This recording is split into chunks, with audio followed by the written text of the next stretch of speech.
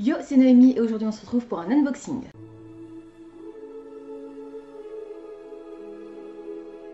J'ai 5 livres de la Fairyloot à déballer. Les 3 premiers sont des suites de séries en édition spéciale qui matchent avec le premier ou le deuxième, je ne sais plus, tome que j'ai déjà dans ma palle. Et on a la box adulte et la box young adulte. Ce sont des box book only, donc comme je vous l'avais dit la dernière fois lors de mon précédent unboxing, je ne recevrai plus les goodies, ça me revient moins cher et comme je vous l'avais déjà expliqué, je n'utilise pas la moitié des goodies qui sont à chaque fois dans les box, donc autant recevoir uniquement les livres puisque concrètement c'est vraiment ça qui m'intéresse le plus. La première box qu'on va déballer ensemble, c'est, je vais essayer de pas vous montrer mon adresse, The Ballad of Never After, c'est la suite de Once Upon a Broken Heart de Stephanie Garber. Alors, Once Upon a Broken Heart, c'est un spin-off, une série spin-off de Caraval, donc j'aimerais d'abord lire Caraval avant de lire cette série, parce que même si vous n'avez pas besoin de le faire, si vous lisez d'abord cette série-là, vous allez avoir des spoilers pour la série Caraval. Donc je préférerais d'abord lire Caraval. Oh, il est magnifique.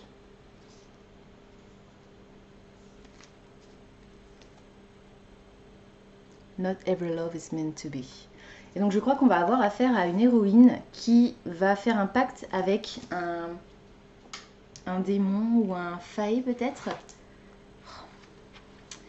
Et en échange de son aide, lui va lui demander 3 ou 7 baisers, je ne sais plus, qu'il va lui demander de lui offrir, alors soit à lui, soit à d'autres, d'après ce que j'ai compris, au moment et à l'endroit de son choix.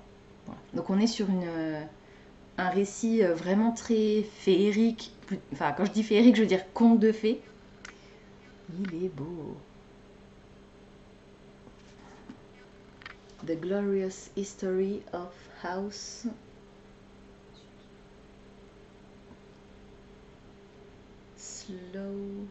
Slaughterwood. J'ai l'impression que c'est ça. Magnifique. Donc je suppose que c'est le titre d'un livre dont on va parler dans celui-là. Les M-Pages sont incroyables. Ça fait longtemps qu'il est arrivé à la maison, mais je voulais recevoir toutes les box Fairyloot du mois pour pouvoir tous les ouvrir en même temps, puisque comme j'ai plus les goodies, ça va aller plus vite que d'habitude normalement. Il est signé par l'autrice.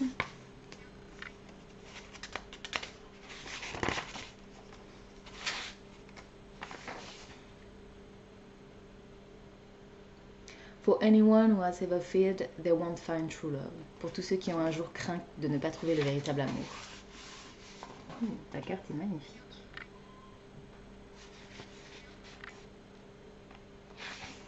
An unforgettable journey across the magnificent north.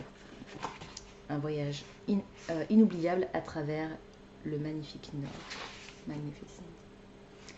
Words of warning.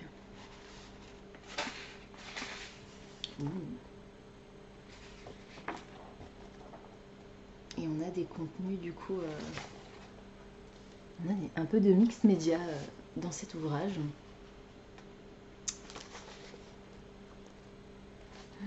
Cool. J'ai vraiment hâte de lire cette série, mais vraiment je veux lire Caraval avant. Et la dust jacket est illustrée à l'arrière aussi.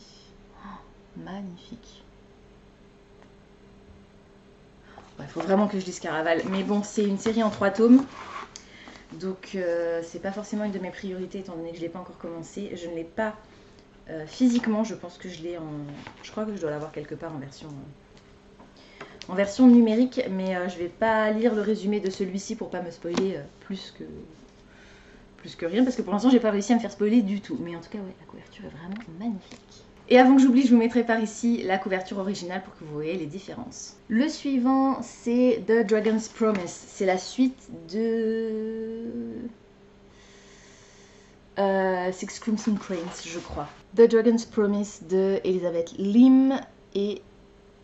oui, c'est ça. C'est la suite de Six Crimson Cranes.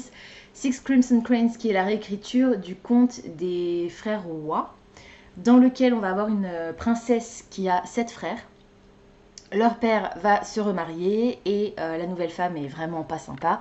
Elle va transformer les 7 princes en noix et afin de sauver la vie de ses frères, dans le conte original en tout cas, hein, et afin de sauver la vie de ses frères, la princesse va accepter de ne plus parler jusqu'à ce qu'elle ait terminé de leur coudre des manteaux afin de pouvoir les retransformer en princes. Et non seulement elle ne doit plus parler, mais elle ne doit plus faire aucun son, donc pas de sanglots, pas de rire, rien du tout, jusqu'à ce qu'elle ait terminé sa tâche qui est absolument gargantuesque. Et j'ai pas encore lu le tome 1, mais j'ai très très hâte de m'y mettre. Vous savez que j'adore les réécritures de contes.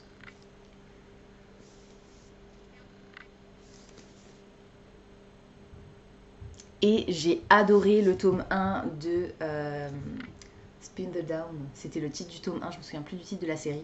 D'Elizabeth Lynn, qui était une réécriture de Mulan sur fond de concours de couture. J'avais beaucoup aimé le style de l'autrice.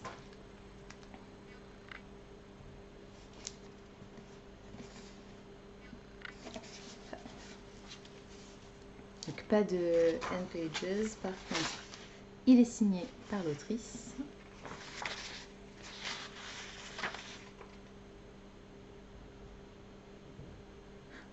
À tous ceux qui ont un jour rêvé d'être amis avec un dragon. J'adore lire les dédicaces au début des romans.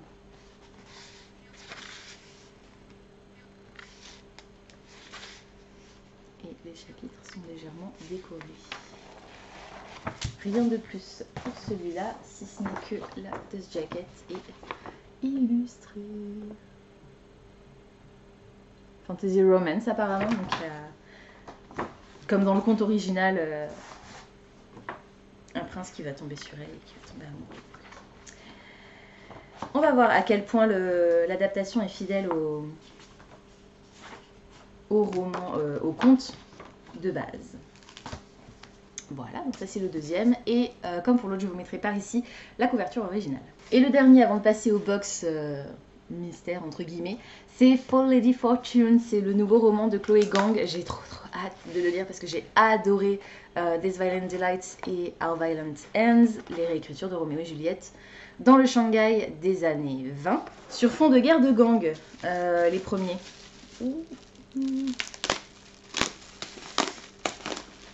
Je crois que je préfère la couverture originale. Et pourtant, il est bleu. La couverture originale est rose. Je vous la mettrai ici tout de suite avant d'oublier. Voilà, donc For Lady Fortune, qui se déroule, je crois, quelques années après la première duologie de l'autrice, mais qui n'a aucun lien. C'est juste que, historiquement parlant, celle-ci se déroule quelques années. Ça se passe aussi à Shanghai. Mais normalement, à moins que je me trompe, il n'y a pas de lien direct entre les deux histoires. Et je n'ai pas la moindre idée de ce dont celle-ci parle et je n'ai pas envie de le savoir. Donc je ne vais pas forcément vous donner de résumé, je vous mettrai de toute façon dans la barre d'infos un lien vers un site marchand qui vous permettra d'acquérir ce livre si vous en avez envie et vous pourrez trouver des infos dessus à cet endroit-là. Foil sur le titre, on a des kanji sur la tranche et comme je ne parle pas chinois, je ne vais pas pouvoir vous dire ce que ça signifie. Hop, rien de... sur les tranches ici. La dust jacket n'est pas illustrée. Par contre, le hardback l'est.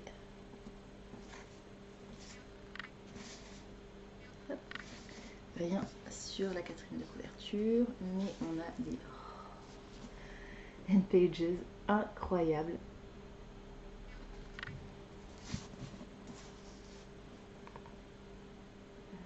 J'adore. Magnifique. Il est signé par l'autrice. Et donc celui-ci se passe en 1928 et on a de nouveau une citation de Shakespeare. Donc est-ce que c'est encore une fois une réécriture d'une pièce de Shakespeare? Je ne sais pas. As You Like It. Je sais même pas de quelle pièce de Shakespeare il s'agit. As You Like It, c'est Comme il vous plaira. Mais j'ai pas l'impression qu'il y ait une pièce de Shakespeare qui s'appelle comme ça. Donc est-ce que c'est le titre a été modifié en français. Et rien de particulier au niveau des en-têtes de chapitres, pas de... J'adore la première ligne. Mais je ne vous la lirai pas pour ne pas vous spoiler. Ouais, rien au niveau des entêtes de chapitre, pas de cartes. Et voilà, donc ça c'était le dernier que je savais ce que c'était. Et pour les deux box, la box adulte et la box young adulte. Alors la box adulte, je me souviens du titre, ça c'est la young adulte. Donc on va commencer par la young adulte, ou l'adulte. L'adulte, parce que l'adulte je sais ce que c'est. Alors, la box adulte, le thème était Bad Blood. Et le titre, c'est un roman que j'ai repéré il y a un bon moment en version originale parce qu'il est d'abord sorti aux États-Unis, il me semble. Donc ça, il a mis un petit peu plus de temps à sortir. Ah non, c'est pas ça la raison. La raison pour laquelle ça fait un moment que je l'ai vu, c'est parce qu'il a d'abord été auto-édité. C'était ça. Et la couverture de l'auto-édition est absolument somptueuse. Malheureusement, je crois que Fairyloot n'a pas repris la même couverture. Il est très court. Oh là là, qu'est-ce qu'il est beau. Et ça s'appelle A Dowry of Blood.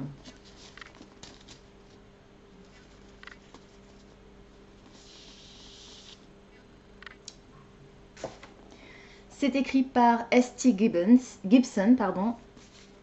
Desire, Obsession, Control. C'est une histoire de vampire, c'est une réécriture de La fiancée de Dracula. Donc voilà, ça a l'air trop trop bien. Regardez-moi, c'est Spraydages, Stencilages même. Du foil sur les commentaires d'autres auteurs. Le dos est beau. Alors, rien au revers de la dust jacket. Par contre, le hardback est imprimé. Oh, j'adore quand ils font ça. Les end-pages.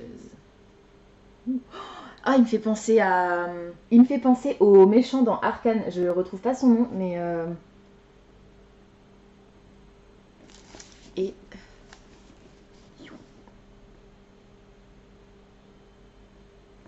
Waouh, magnifique. Donc il est pas très long.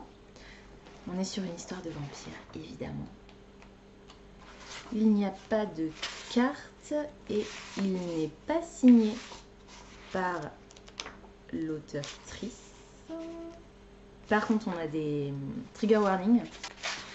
Les chapitres sont super courts. Ah non, attendez, je me suis fait avoir. Non. Les chapitres sont très courts. On a rien. La première partie.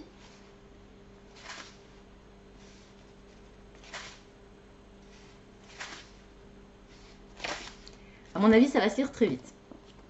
Je n'ai pas envie spécialement d'en savoir plus.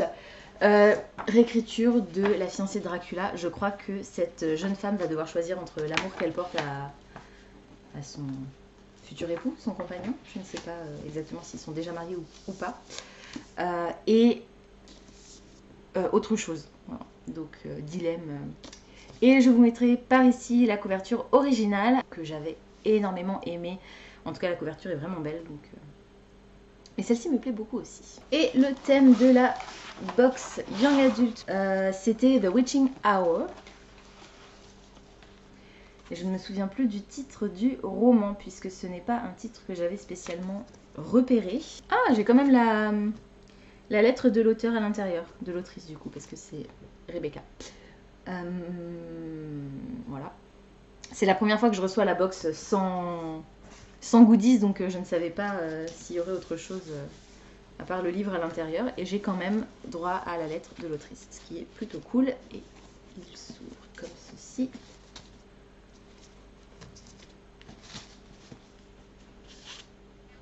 The Once We Burn de Rebecca Mix. Ouh. Ombre Spraydages. Par contre, je suis deg, il a un petit peu...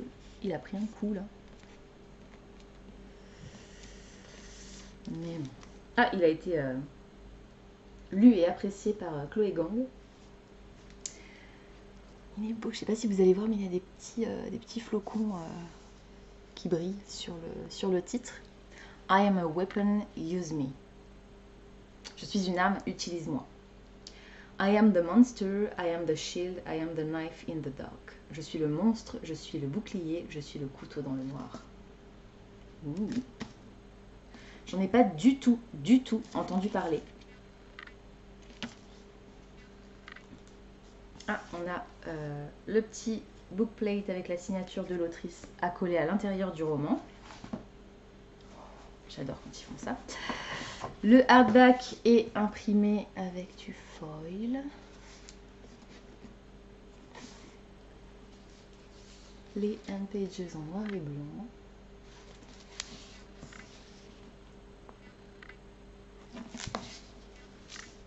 Pour les enfants qui ont survécu. Que vos vies soient remplies que vos vies ne soient remplies de rien d'autre que de lumière, d'amour, tellement d'amour. Magnifique.